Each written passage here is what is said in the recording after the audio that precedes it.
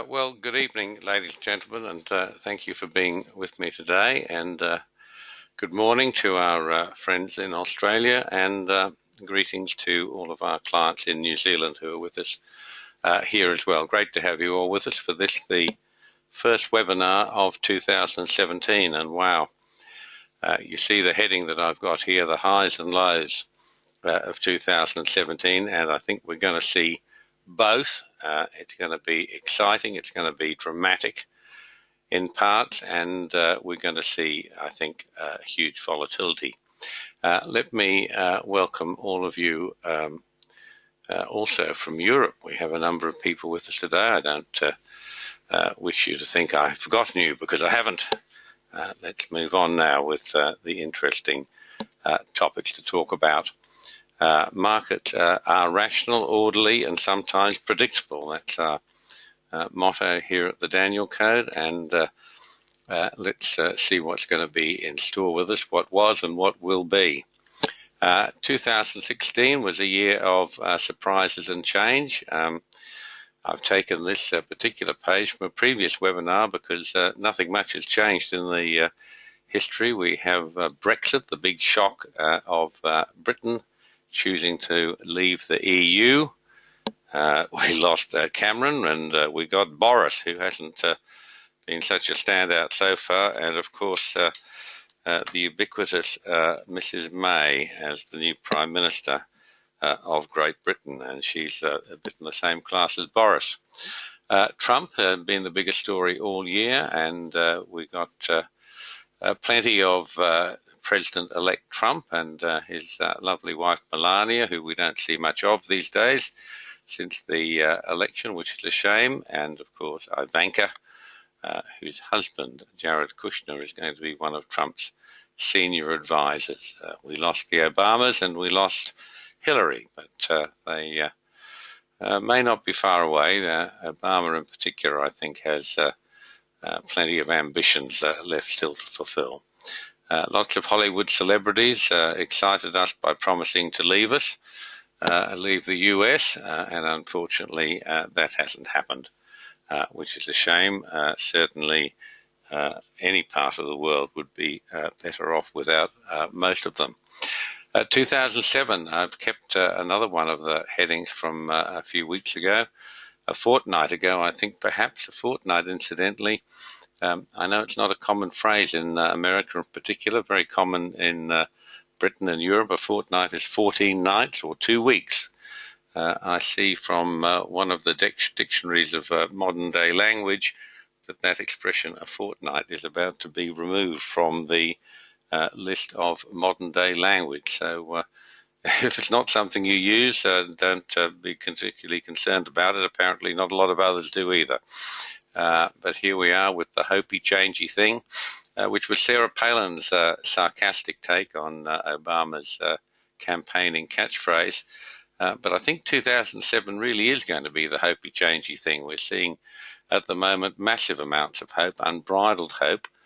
Since the Trump election, equity markets in the US are up about 6 or 7%, and may have considerable headroom to go further.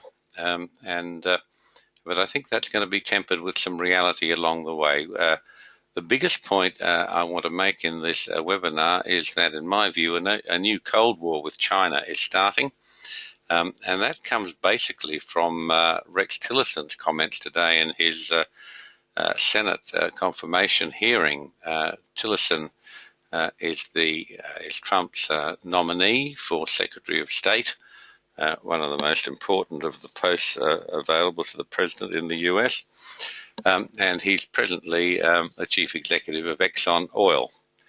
And he made some startling disclosures on his view of China. Basically, there's, I think, a Cold War starting, and it might get a lot warmer before the year's over. And it's all to do with the 9-dash line, which I'm going to talk to you about as we move through today.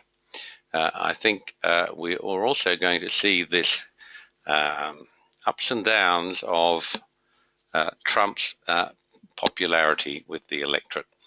I think at some time a cool, as in temperature war between Trump and his Republican colleagues will break out. At the moment, there's pressure for Trump to try to implement all of his campaign claims and promises. And at some stage, that's going to clash with established Republican policy. Those of you who follow politics will remember during the campaign to find the Republican nominee, it seemed at many times as if the Republican Party was Trump's main opposition, not the Democrats, and he certainly had little support from the Republican establishment. Paul Ryan abandoned him, was never close to him, never warmed to him, and certainly abandoned him late in the campaign. Mitch McConnell was on record as saying he had no hope, he was a joke, and they're just the nice things that the Republicans said about him. Some of the others, McCain, Lindsay in particular, leading a coterie of very fierce opponents to Trump. And there's a reason for that, and it's not all about personality. It's about the established position of some very senior long-term politicians, and they have their own little fiefdoms in Washington, which they defend. They're men of great power, not just in their legislative ability, but probably more importantly in their ability to distribute largesse. They appoint people to valuable positions. They hold the power of appointments to thousands and thousands of government positions and government offices, often with pretty substantial salaries and perks involved. And they want to defend those positions. And at the moment, Trump's overwhelming popularity means that it's dangerous for people to get offside with him. He can, if he takes a mind to it, he can do some real damage to almost anyone's political career. But that enormous popularity for Trump, I don't think it lasts. I think we have a honeymoon period. We may have another 2 or 3 months. Maybe we get through to April, May, even June. But at some stage, we're going to find the clash between Trump's inclinations and wishes and undertakings are going to clash with Republican policy, and it's going to clash with all sorts of institutions. For example, just simply think about the cost of some of the measures that Trump has championed, building the wall, massive infrastructure spending, etc. There's already a very significant resistance to any further increase in the national debt in the US, as there should be. Under Obama, the national debt has more than doubled. It's an unspoken of scandal, which no one wants to talk about. But no one, not even a country as rich as the United States, can go on putting on mountains of debt forever. Trump's talked about private-public partnerships and potentially other ways of financing some of the things he wants to do. And we're really going to have to see that come to fruition if he's going to make progress. But I think there'll be, as his popularity dims, if he's not able to deliver on the promises he's made, then I think you see the Republican Party trying to reassert itself. And I see that as a significant pressure point in the relationship.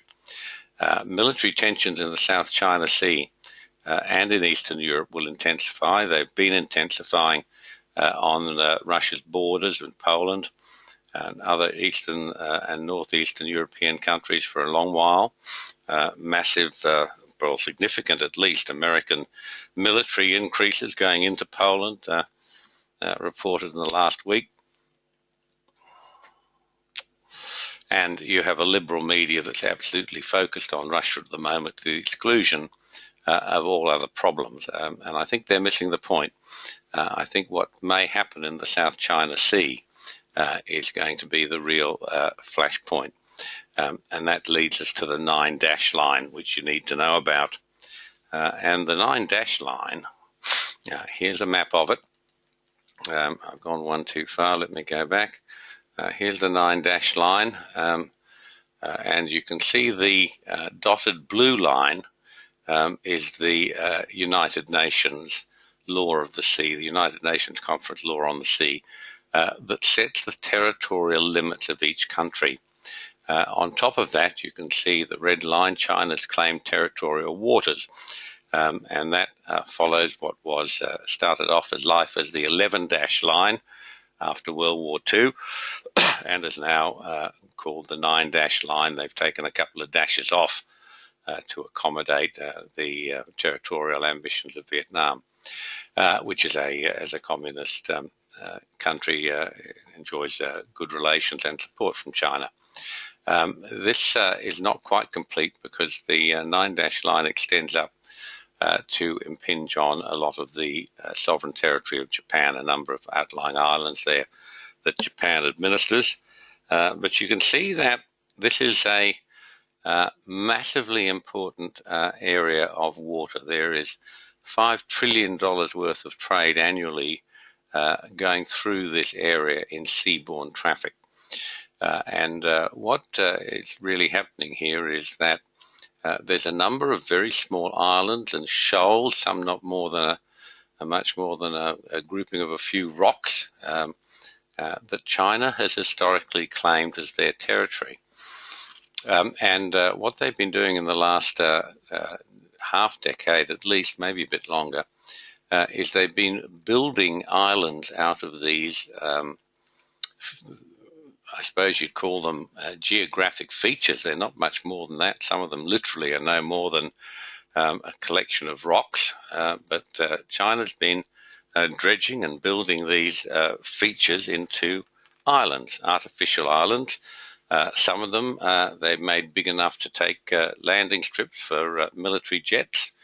They all have big harbors with them. Some of them may have, there's no real concrete evidence. There's certainly some satellite type evidence of military installations at these islands. China also has been pursuing vigorously this narrative that it's their territory. It's China's sovereign territory. They've been overflying it with military aircraft. They've landed a few jets on these, fighter jets on these new islands they've been building, and they're certainly policing the waterways with what they call the Coast Guard. To give you an inclination of that, the new Chinese Coast Guard vessels are about the same as a US destroyer. They're not what we normally envisage as Coast Guard vessels. And the question is how much of this claim to the 9-dash line is a red line. Historically, there's all sorts of arguments. China's argument basically is that at the end of World War II there was an 11-dash line, and when they accepted the surrender of Japan, together with the other Allied forces, United States, UK primarily among them, perhaps France, there was no objection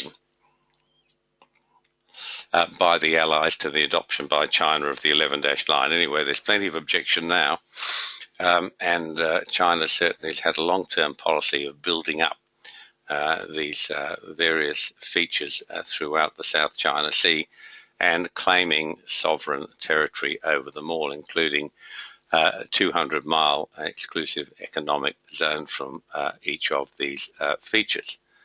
Let's have a look if we can see a bit more of them. Here's a couple of pictures of these, a couple of these 9-dash outposts. There's Mischief Reef and a few others. Fiery Cross Reef is another one, and the Spratlys and the Parcel Island groups. And you can see in the top photo, this particular one, you can see this is a satellite photo or an Air Force reconnaissance photo. You can see the dredgers working hard in the harbour, pumping sand and soil up to create the island structure. And you can see in the top photo, at least there's a landing strip there, a complete landing strip capable of taking military aircraft. The photo at the bottom is the same sort of thing of another island. It's been enhanced slightly, and you can see the the number of dredgers and dredging vessels and support vessels they've got working in there. Other photos I've seen have up to 50, 60 of those ships. It's a major, major effort. And you can see in the bottom photo some of the infrastructure that's already been built there.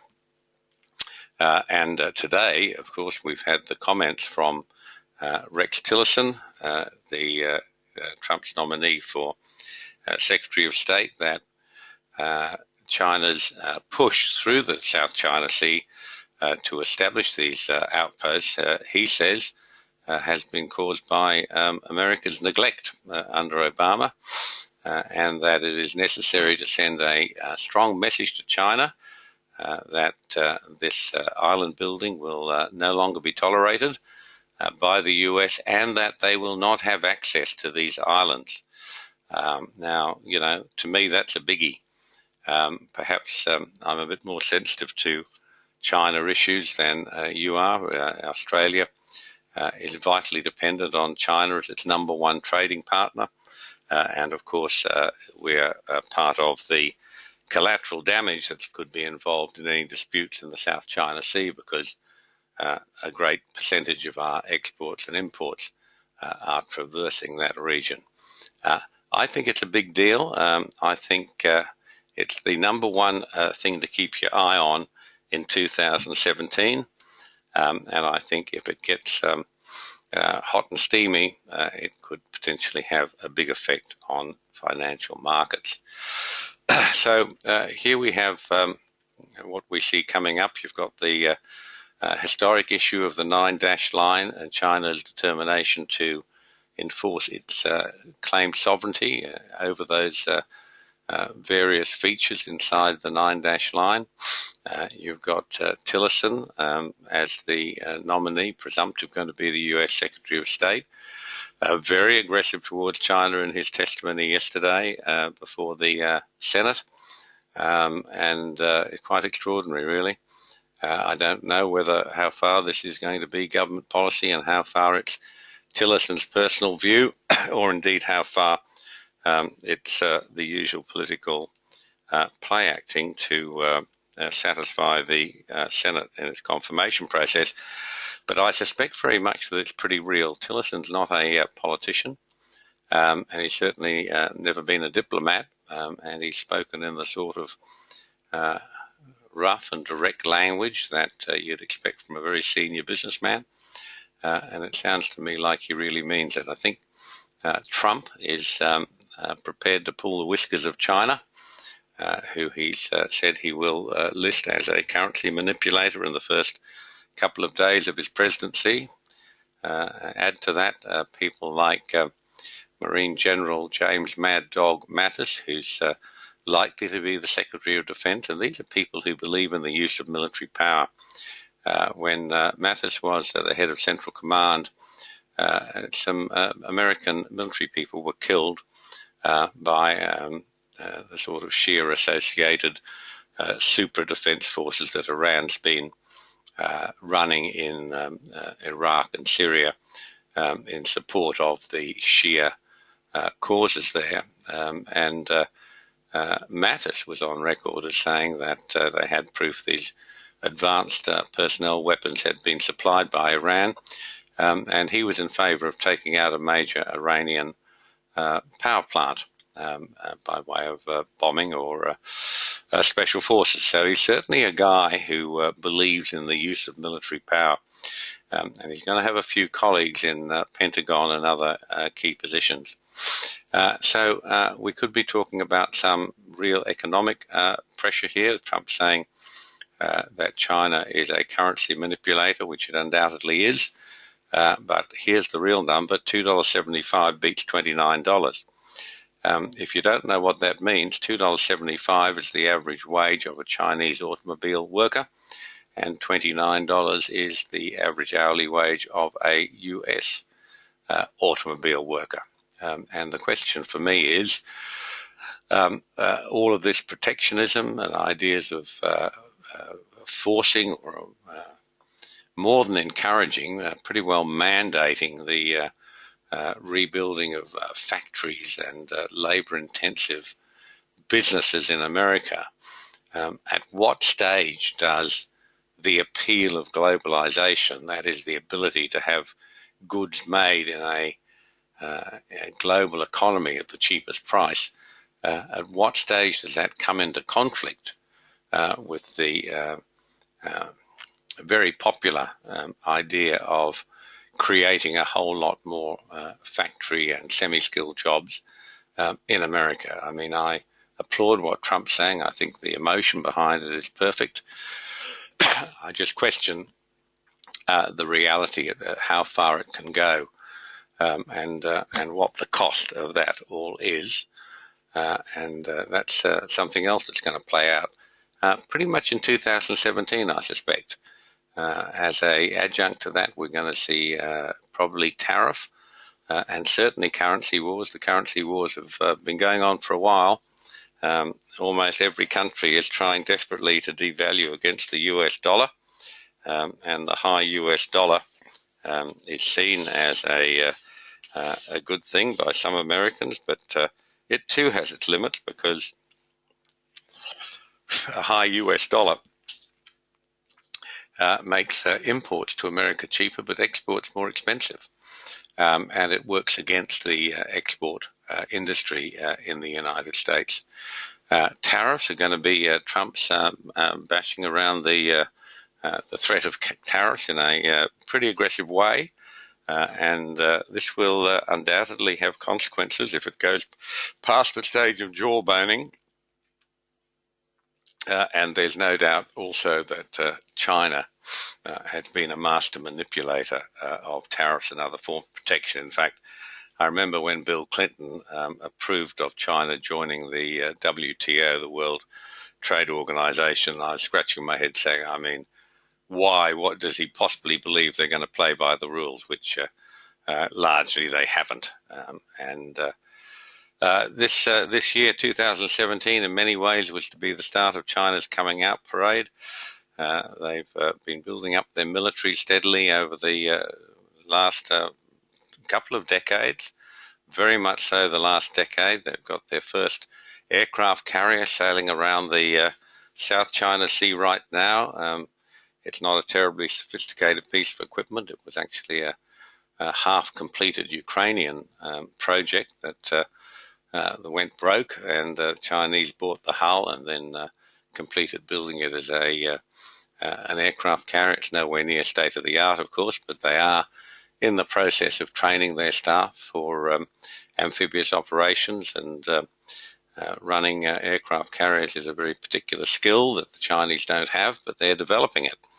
And they are, to my understanding, well advanced in planning to build a much more modern fleet of aircraft carriers to project power. With all of this scenario, of course, we have the question of collateral damage, and Australia is going to be right in the middle of it. We have formal military alliances with the United States, the ANZUS, Australia, New Zealand, US treaty of mutual defence. And the other hand, China is by far the biggest trading partner of Australia, and Australian politicians have for some years been tiptoeing around this question of Chinese sovereignty of the South China Seas, and it's a very fraught question. Australia, of course, has no way of imposing any of its wishes on China, and the question is, the US certainly can impose its wishes on China, but boy, the price may be too high. Interesting things to come. That's one of the reasons I really suspect volatility in 2017 is going to be enormous. I see some real geopolitical tension. I see maybe something a bit more, some little running brushes along the way, and I think that all adds to volatility. Keep your eye on currencies. The US dollar is now breaking out to new highs, and question is how far US Treasury is prepared to let the US dollar appreciate And that has all sorts of implications for other countries' detonations, and there's a whole body of economic work about it. My point is that major currency movements are actually a function of government policy. And I believe that there'll be a time when US Treasury won't want to see that US dollar get too high. But if we are at the start of a tightening cycle, as the Fed has certainly telegraphed to us, what happens? We get massive borrowing requirements by the US to fund the infrastructure that the new administration wants. We have massive borrowing to fund the rebuilding and strengthening of the US military. And at the same time, we have the Fed signaling that it wants to increase interest rates. And that's two things that are not mutually going to sit hand in hand. They're not mutually exclusive. We see some real issues there as well. Let's think about a talk with old friends, Japan and Toyota. President-elect Trump tweeted that he was a bit cross about Toyota planning on opening a new factory in Mexico. And Japan came back essentially defending Toyota and saying an attack on Toyota is in effect an attack on all Japan. Toyota is in fact Japan Inc., or the closer thing to it that you could find. And the success of Toyota has been largely through their own engineering prowess, of course, but much enhanced by US-Japanese tariff policy and Japanese currency manipulation, which has been tolerated by the US as a valuable ally and outpost in the Middle East of US power. You can then think about the talks Trump's going to have with Europe, Britain and NATO. NATO at the moment has been super aggressive towards Russia. The liberal media in the US and Europe, UK and Europe, screaming about Russia. Everyone seems to be attacking Russia these days. And NATO certainly has been ramping up its operations and posting more aggressive personnel groupings and machinery very close to the Russian border. At some stage with Brexit, Britain's going to have to decide what it's going to do with its contributions to NATO, given that NATO at the moment is almost exclusively a European operation. And with Britain leaving Europe, what does that mean for NATO? Britain's really the only country that has a modern military machine inside NATO. The French might object to that comment, but I think from the army point of view, Britain is the only NATO country, of course, apart from the US. But leaving aside the US, the European side of things, Britain's the only country with a really effective and developed military land army type operation. What happens to that diminish? We still see Russia, the screaming Democrats focusing on Russia, the furphy about all of this hacking. I mean, what hacking? John Podesta's emails, which were released by WikiLeaks, we now know they weren't hacked. Podesta just couldn't manage his password properly, and someone got access to a password, and that's how they got into his email account and stole all his emails. Eventually, they made their way to WikiLeaks. Well, that's hardly hacking. That's something caused by the inability to manage the insecurity of someone in a very powerful position who should know better. He was White House Chief of Staff, for goodness sakes.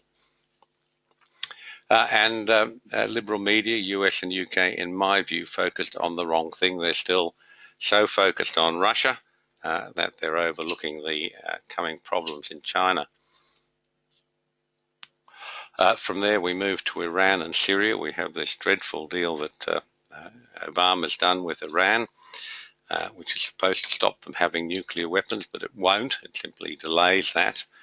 And against that, you've got Trump saying Iran will not be allowed to have nuclear to achieve a state of being able to manufacture nuclear weapons. So there's, there's a few landmines in this system here that Trump's going to have to deal with, and Syria is just another one. You've got this awful silly policy of the US arming what they call the moderate rebels in Syria, who are really al-Nusra Front. They are an associate of al-Qaeda's, an offsplit of al-Qaeda's.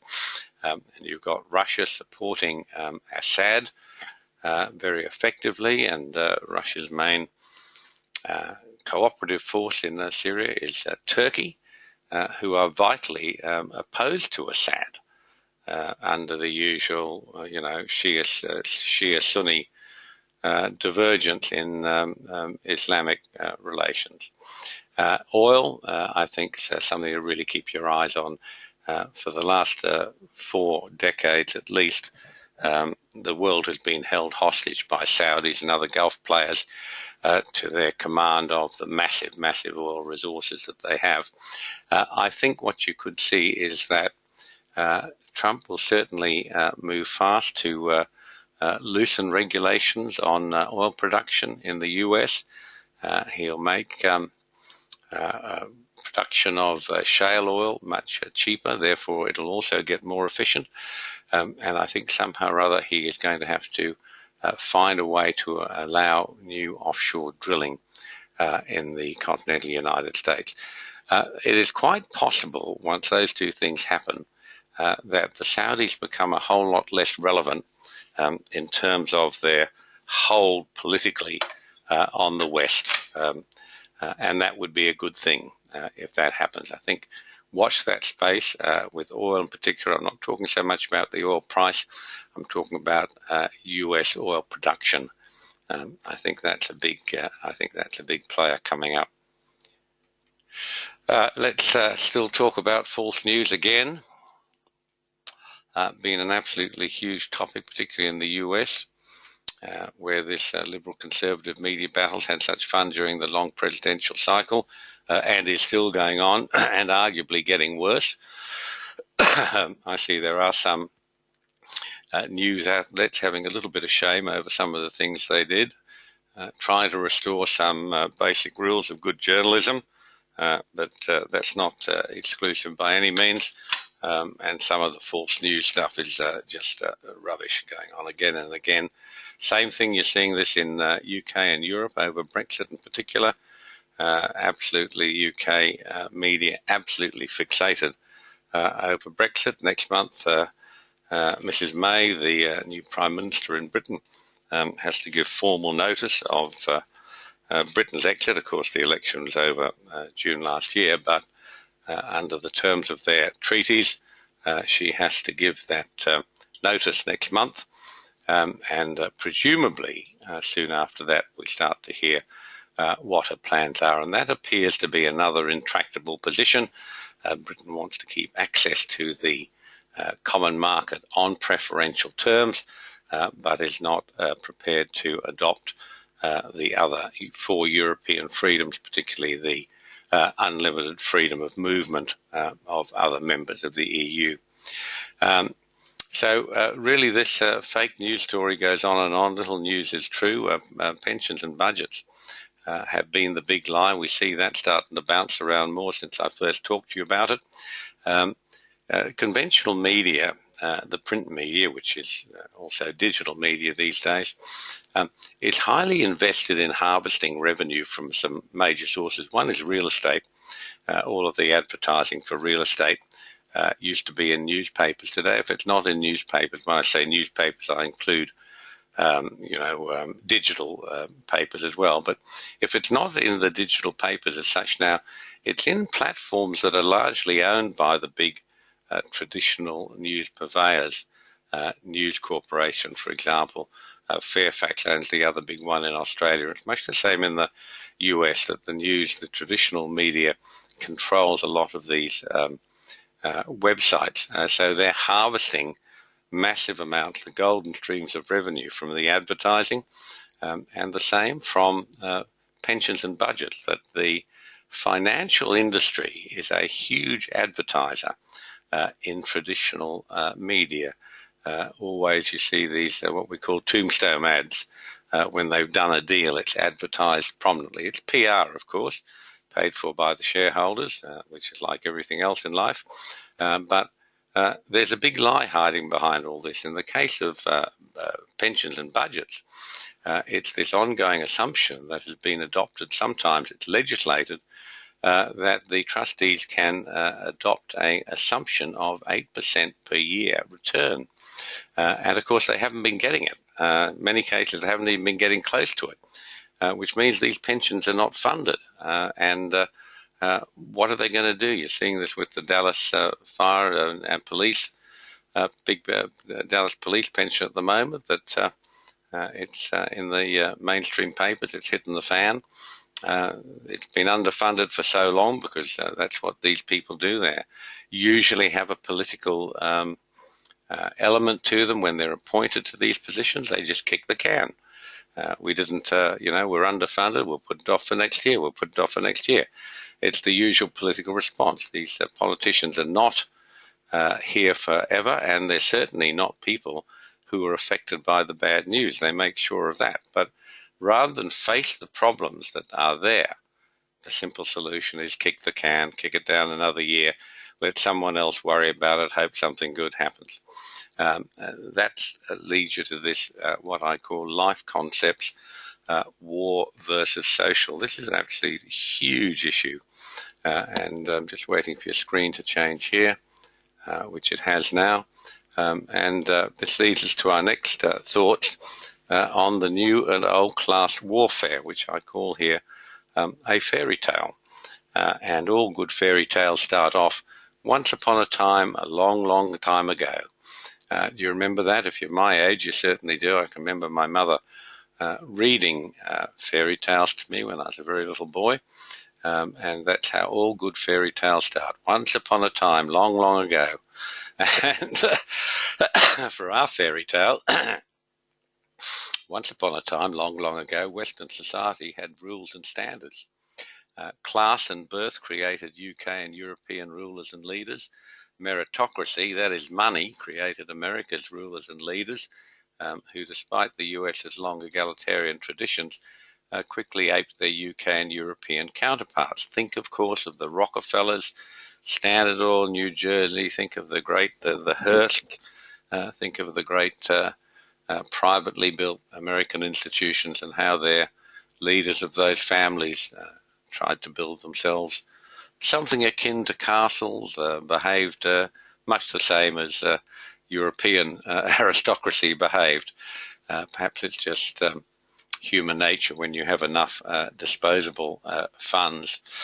Look indeed at the new president-elect, Donald Trump, and his three-story private residence in Trump Towers, gilded gold all over. Looks like something out of the halls of Versailles, doesn't it, in the reigns of King Louis.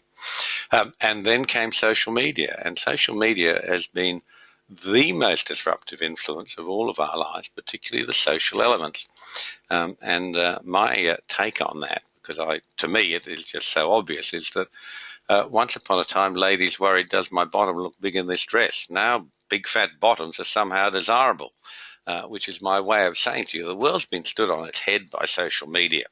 And the values, the normative values of people having values of decent behavior, of accepted standards, they're no more. For great parts of our population, particularly our younger people, there are no accepted standards. Nothing's too embarrassing, nothing's too disgraceful, nothing's too gauche. Self-promotion is the rule, whereas in my era, I should say, you were taught self-effacement. That's gone. That's gone. Social media's tossed that on its head, and it's brought this brave new world, if you like, where mob rule is trying to raise its head. The advent of social media means any idiot, and they're nearly all idiots, has a platform. They have a view on everything. It's normally uninformed. It's almost certainly biased. and it just spews through the ether endlessly.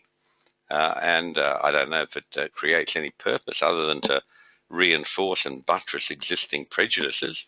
But to me, it seems an incredibly stupid thing to be doing. And half the world, perhaps three-quarters of the world, is spending a ton of time on their texting and messaging and Snapchats and every other thing they do, which of course is an absolute gravy train for the ISPs and the telcos that are hosting all of this stuff. It's just been a complete boondoggle for them. But it all eventually has the intention of leading to mob rule. So let's talk a bit more about this issue of war and social, because I think it's important for you to think about what's going to be important to you in this year coming up, because we could see some real volatility and maybe a bit more. And a very few things are war, and this is my definition.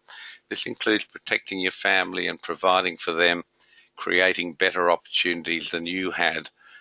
We have this universal hope that our children will have a better life than we had. Apart from that sort of core issue or core belief system, almost everything else is social. War protects vital interests. Social is everything else. It's that clear-cut, the difference.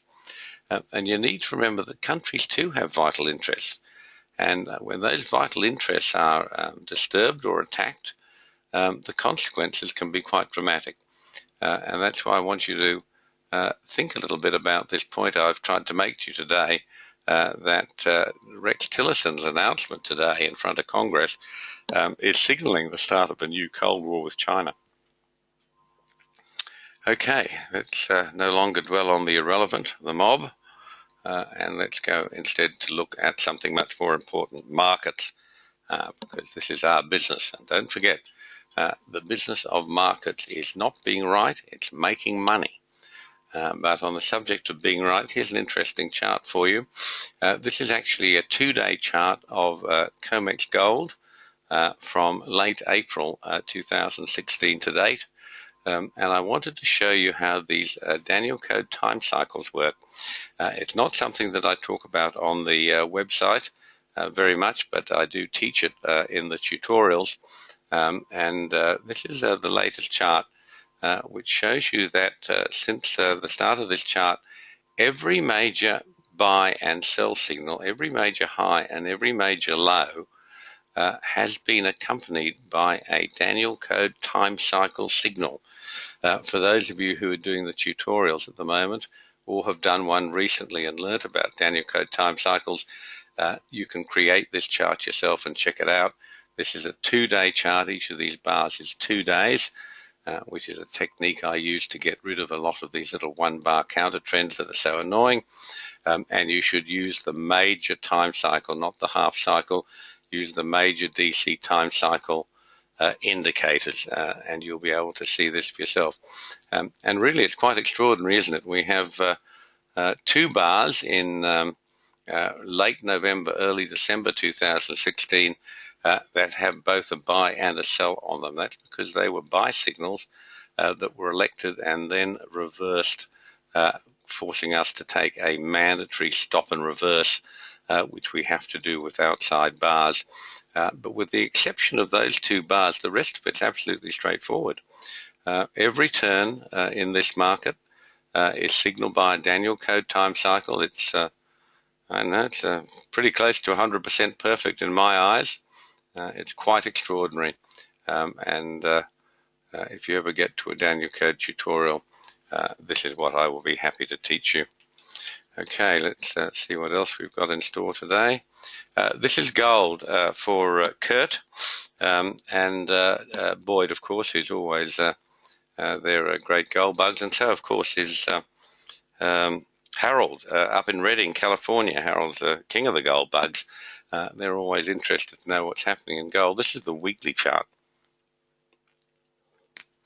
which I've been showing you now for some considerable time, years in fact. And I wanted to give you an update for those of you who are interested in what gold's doing. I'll just go and see if I can get my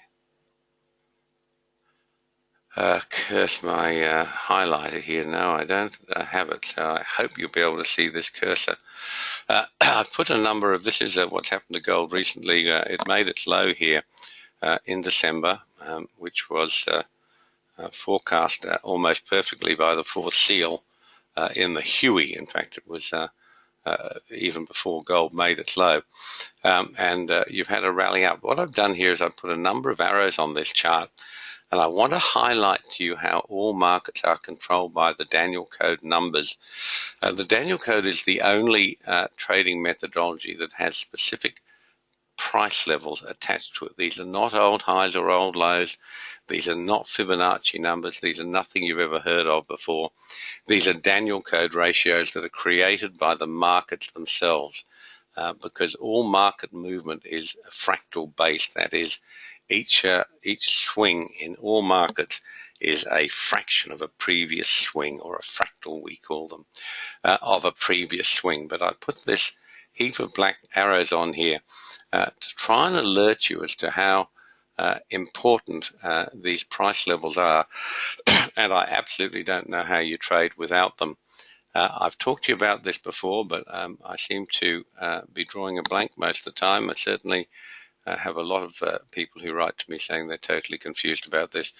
Let's see here. You can see this is late July. The first of these, or the first arrow was the high. That's this one here. Look where this high came in, 1378.5, right at the fourth seal line and a Daniel Code blue line. Here's the first push down. You get a bounce off the old blue line. This is actually an upside blue line that the market pretty much ignored on the way up, so it's come to test it on its way down.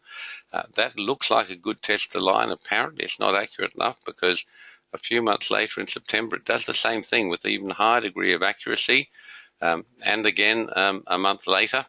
In fact, it has a good old look at this 1308 line, and the rally goes up here into this 1340 red line. Remember, Daniel Code price targets are valid on the bar high low or on the close. That particular bar closes almost exactly on the 1340.4 line. As we go down, here we have another bar closing on the 1253 line. Here we have the high of this rally. This is the momentum high. I know there's a higher bar after it, which is the chart high, but this is the momentum high right here, and it stops exactly at 1308.3.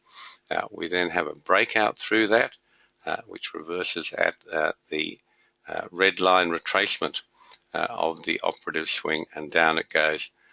We come down here. This down bar closes near this 1208.1, just a handful of ticks off. That stops that momentum, but it continues. It doesn't mean the move's over.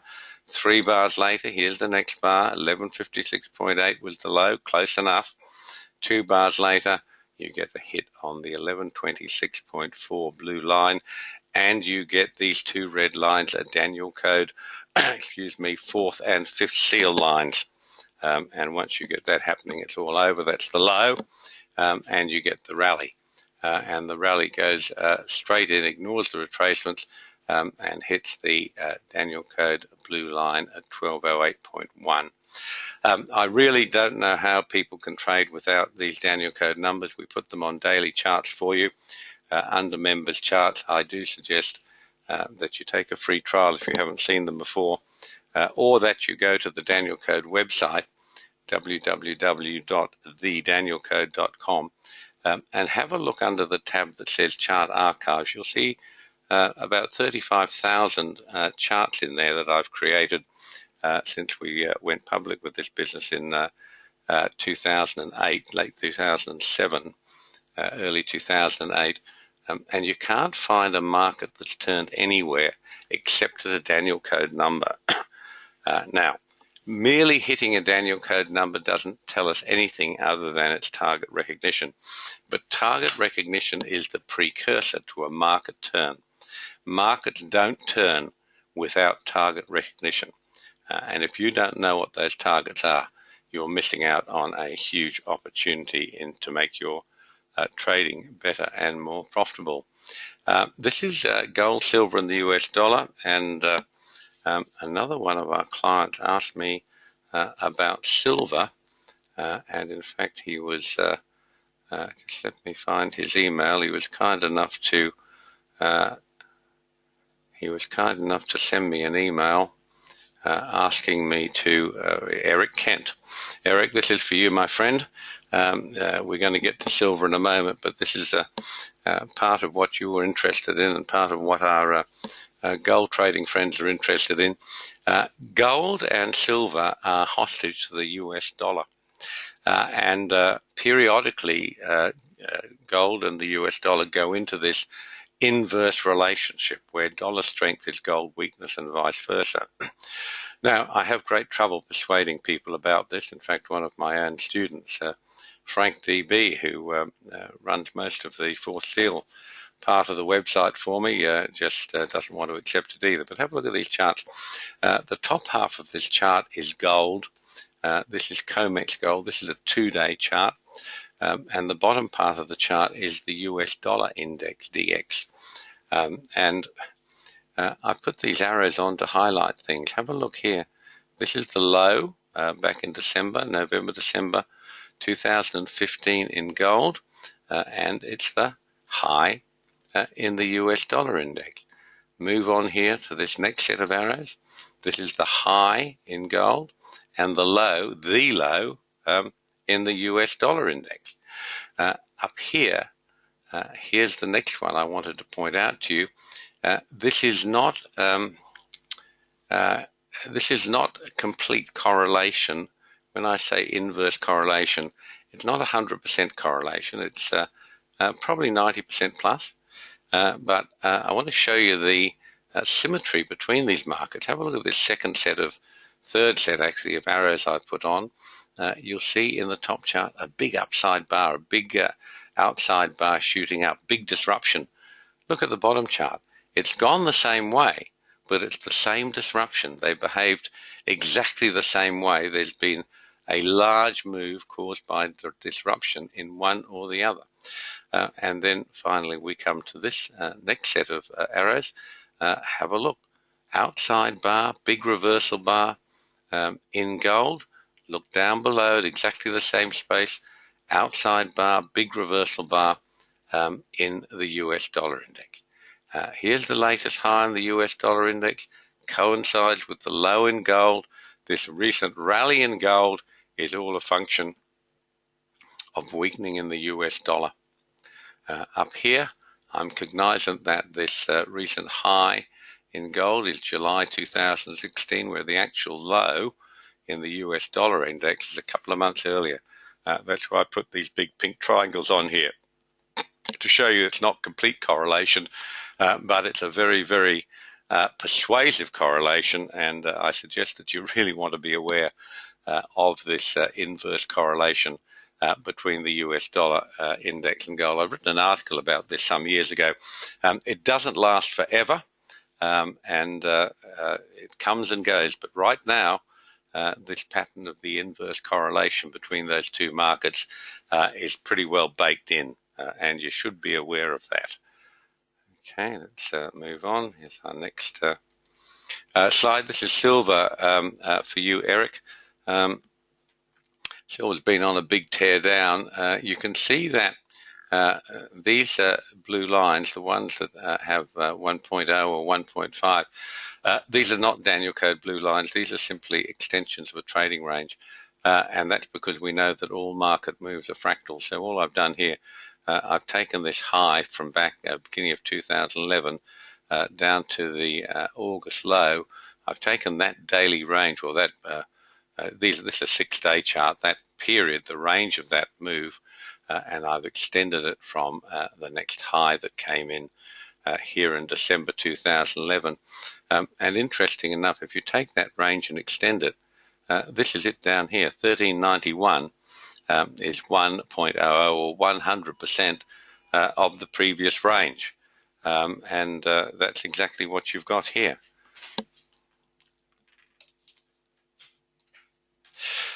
So that's not a Daniel code blue line. To get a Daniel code blue line, we need to go to the daily charts and the weekly charts to see that. But It's a pretty good for those of you who don't know how to create these blue lines, and I don't teach it because the workload is so immense that if you wanted to create these blue lines, you'd never do any other work.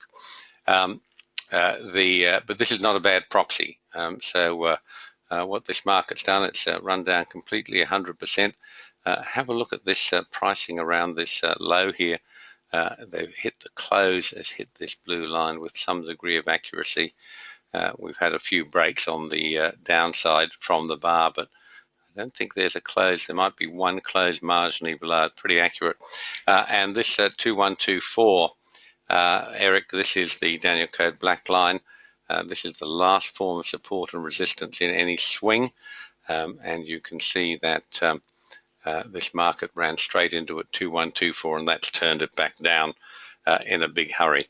The black line is the line in the sand for silver. On this particular time, which is a 6-day chart, we need to see a close above that if this market's going to go any higher. And that certainly looks to be a long way away at the moment. You can get a much closer look at silver by looking at the daily charts, which are on the members' charts on the Daniel Code website. Free trials, folks, if you haven't done so already. You're most welcome to have a free trial of everything at the Daniel Code. Just go to the Daniel Code website. You'll see a banner there saying free trials. Click on that, choose a username and password, and you can email your DC username to Terry at support@thedanielcode.com, and he'll be happy to enable a 31-day free trial for you of everything we have at the Daniel Code website. In addition to that, he'll be happy to let you have the use of the Daniel Code library of studies, which includes our price retracements, time cycles, quite a lot of stuff, special Daniel Code stochastics, etc., for your free trial. And in addition, Terry can arrange a free trial to Trade Navigator for your charts and software if you have not already done that. Okay, so that's that. Here's our compliance statement, folks. I'd like you to look at this because trading is risky. And if you haven't done a course on learning how to trade the Daniel Code, it's even more risky for those of you who are not initiated in safe and profitable trading with the Daniel Code. So for goodness sakes, don't please risk real money until you're confident that you know how to trade. It's the toughest game in the world until you know how to do it. And once you do know how to do it, it's the easiest game in the world. Okay, let's can that lot. Let's move on to charts.